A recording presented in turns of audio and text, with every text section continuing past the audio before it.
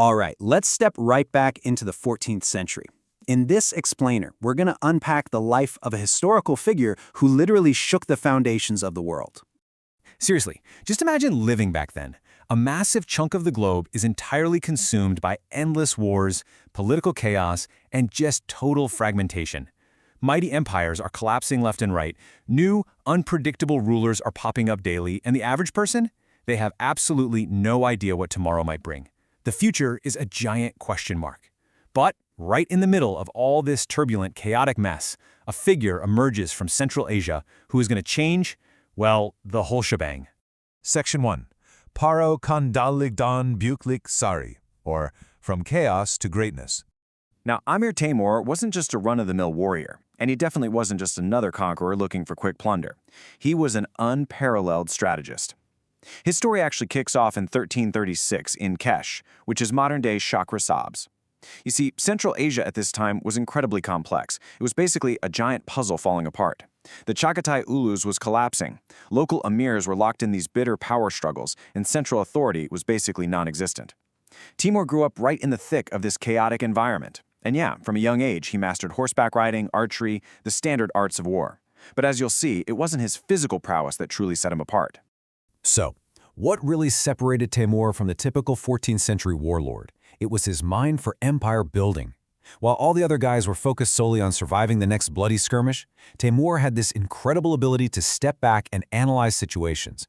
He truly understood human nature, and most importantly, he looked far into the future. He wasn't just out there fighting, he was calculating exactly how to construct an empire that would last. Section 2. Kilich Emases, Al-Kud Kachi, the power of mind, not sword.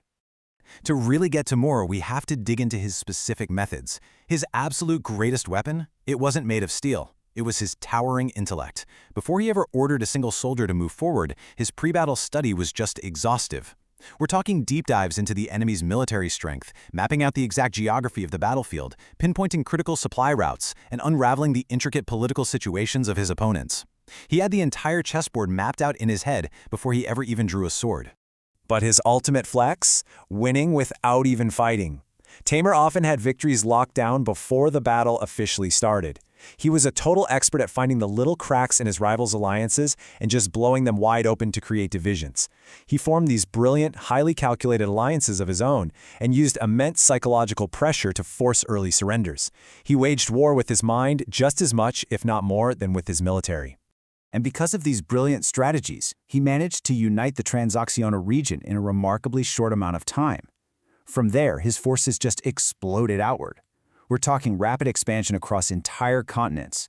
His armies marched into Iran, Afghanistan, Iraq, the Caucasus, India, and Syria. Every single campaign brought in new territories, vast new wealth, and totally new tactical experiences for his forces. Section 3. Samarkand, Dunyo Markazi. Samarkand, center of the world. Now, Temur was profoundly aware of a pretty fundamental historical truth. Maintaining an empire is way harder than just conquering one. So he systematically set out to transform his capital, Samarkand. How? Well, first, he brought in the absolute best architects, scholars, and craftsmen from literally every land he touched.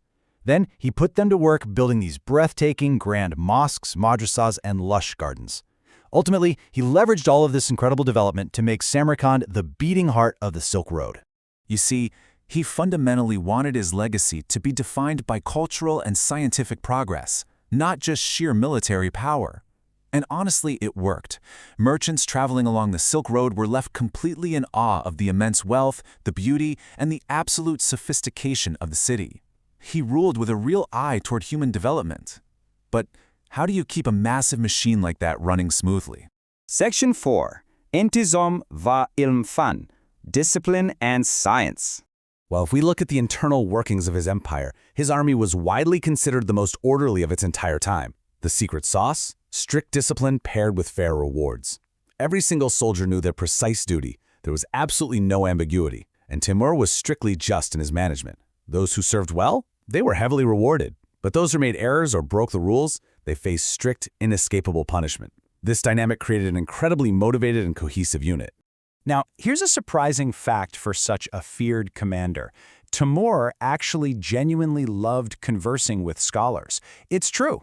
He possessed this deep, authentic respect and interest in complex sciences, astronomy, history, architecture, religion. He loved digging into all of it. Temur held this strong, guiding belief that science actually strengthens the state. He wasn't just funding science for the fun of it. He saw it as a foundational pillar for building a strong empire. And this mindset, it had a massive long-term historical impact. It directly paved the way, laying the groundwork for brilliant future descendants, like the world-renowned astronomer Mizo Ulugbek, to thrive and make incredible scientific contributions of their own. Section 5. Ankara Jangi wa Meros, Battle of Ankara and Legacy. Reaching the climax of his military career, Temur fought one of the most famous battles in history, the Battle of Ankara in 1402. This is where he completely defeated the forces of the Ottoman Sultan, Bayezid I. And guys, this wasn't just some local win. This was a monumental event that actively reshaped European politics.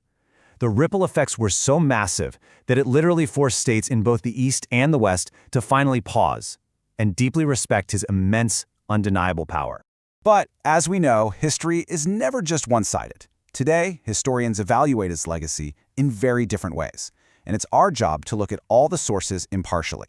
On one hand, many see a masterful state builder, a patron of the arts, and a brilliant strategist who managed to unite a totally chaotic region.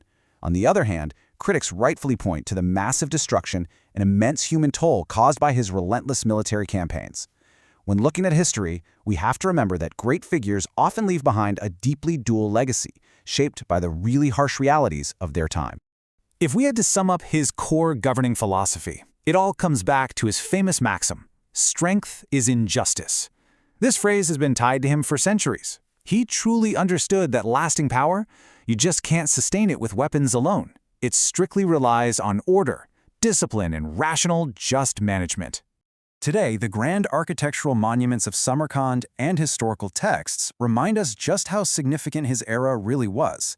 I mean, over 600 years later, his leadership and strategies are still being studied all over the world. So, as we wrap up this explainer, I want to leave you with a provocative question to chew on. What do you believe was Amir Temur's absolute greatest quality? Was it his unmatched military talent, his mastery of state building, or was it his visionary strategic thinking? History leaves the final judgment to us. Thanks for exploring it with me today.